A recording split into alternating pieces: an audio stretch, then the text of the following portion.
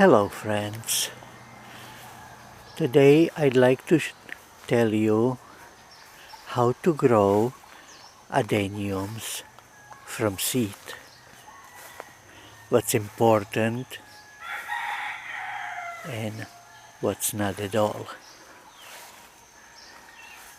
I tried it different ways and so I do have opinions. Here is an example of a adenium I grew from seed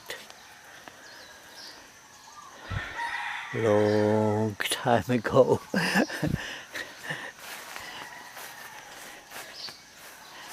Here is another, so you can see that I do have a experience in growing them. To begin with, you need a good seed. This seed is empty. It won't sprout. It has to be chubbier. Good seeds look like this.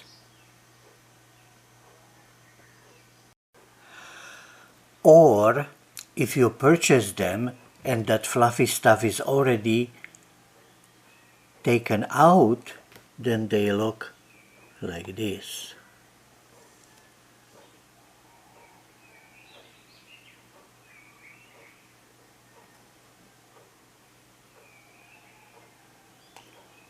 Here is a close-up.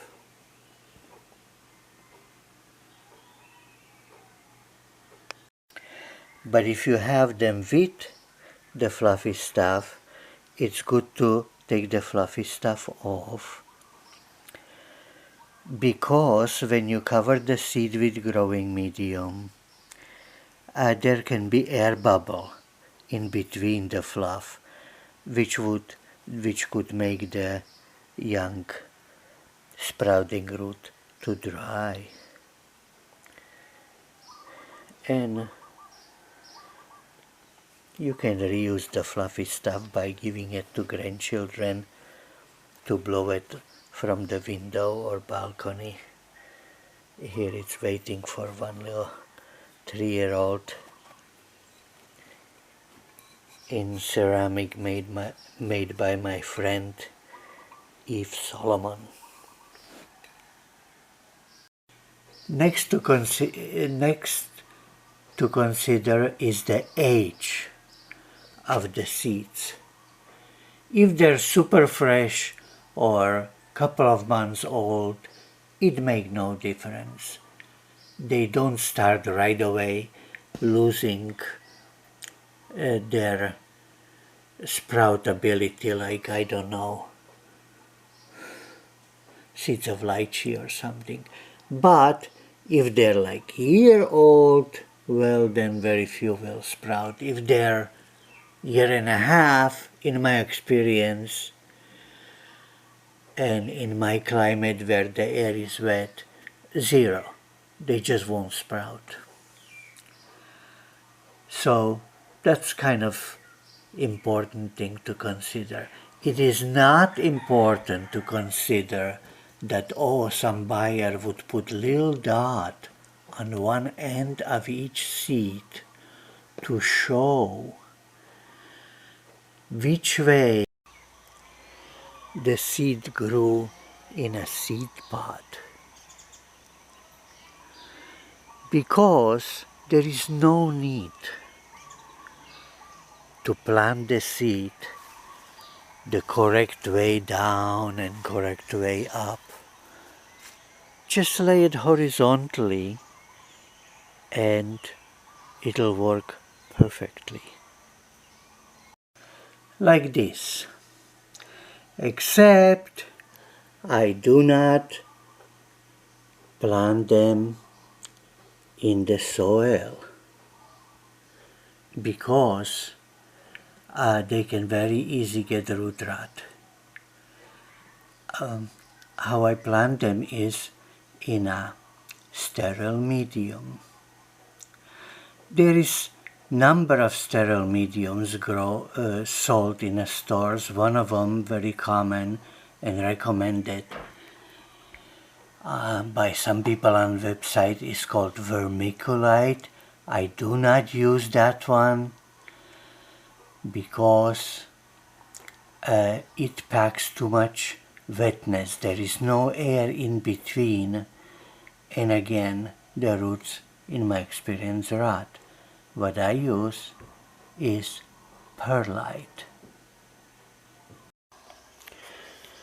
It's natural product, mineral, and some of it, the perlite, I am purchasing online from Amazon.com. Comes in nice uniform, not too big sizes, with no dust, ready to use. The perlite I was buying in a store in a garden section, I had to sift away the dust and take out big pieces and put them on the bottom of a pot, on the bottom of containers next to drainage hole. But they're both good. Some people soak the seeds first,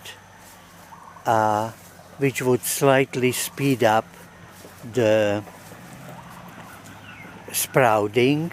I don't do that because they anyway will sprout in 7 days or so, and so to save 1 day is not worth it, considering that it's gonna be hard when they're wet to put the tiny seeds away from each other to spread them evenly on surface.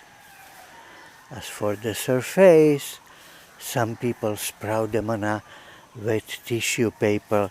Again, it ain't worth it. That's sterile too, but then to take the tiny plant and replant it without damaging the root is just completely unnecessary, tedious work. What I do is I just sprinkle them nicely dry in a container on a surface of a perlite, cover it with thin layer of a perlite and water it. And if the watering suddenly make one of those or two of those seeds visible, well, those I again sprinkle with perlite. And then, because I'm lazy to often water it, for a while I'll cover it. I'll keep it in a closed container. Like this. Here are my different containers with different seeds. Once they sprout, then I take it out of container to expose it to more light. This, for instance, is a special kind of adenium called the Dorset horn adenium that's going to have a very curly leaves. There's a product called tofu that comes in these containers. I just with a scissors cut the drainage holes in corner and plant it. Many foods are sold in plastic containers, but I only use the tofu containers because it doesn't crack on light. The other food containers, at least speaking of US, are in such a plastics that after a while they start cracking too fast. Or if I have a small amount, I plant it in a styrofoam coffee cups, or if big amount, then in like, well, whatever container you wanna use. But this is, for instance, the bonsai containers or leopard and so forth. So once they're bigger, then they're already on a full light. As you can see, the first two leaves are sprouting leaves, and then comes the real leaves, and they grow on beginning pretty slow, maybe one pair of real leaves per month.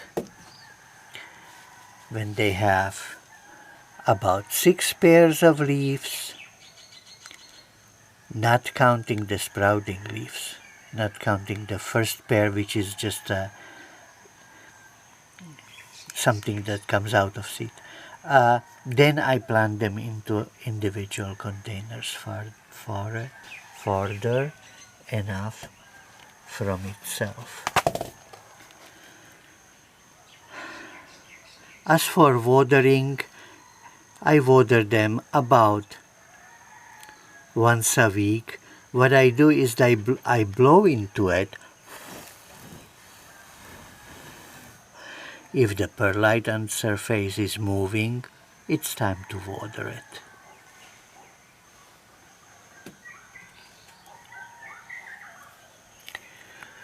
When they have about one pair of real leaves, not counting the first pair, the sprouting leaves, I put little bit of a liquid fertilizer into that water that I water, or I put granules of slow release fertilizer around, or both.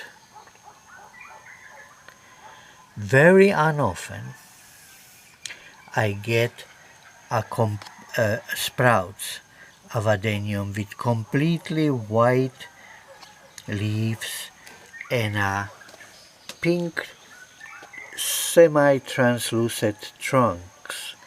Luckily I don't have it now, so I can show you.